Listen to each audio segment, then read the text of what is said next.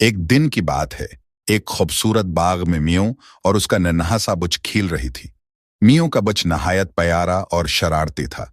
वो कभी घास पर लौटता, कभी तितली की पीछे दौड़ता और कभी अपनी माँ की गली लगकर हंसता।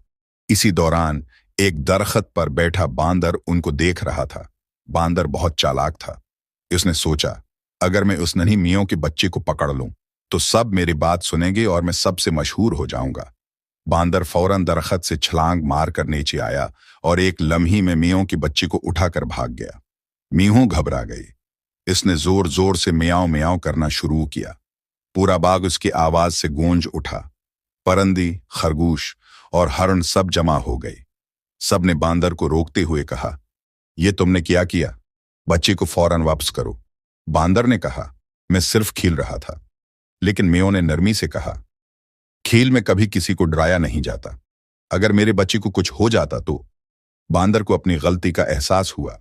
उसने मियों से माफी मांगी और बच्चा वापस कर दिया। मियों ने मुस्कुराकर बांदर को माफ कर दिया और फिर सब ने मिलकर खेलना शुरू किया। इस बार बगैर किसी चालाकी की, सिर्फ खुशी के साथ।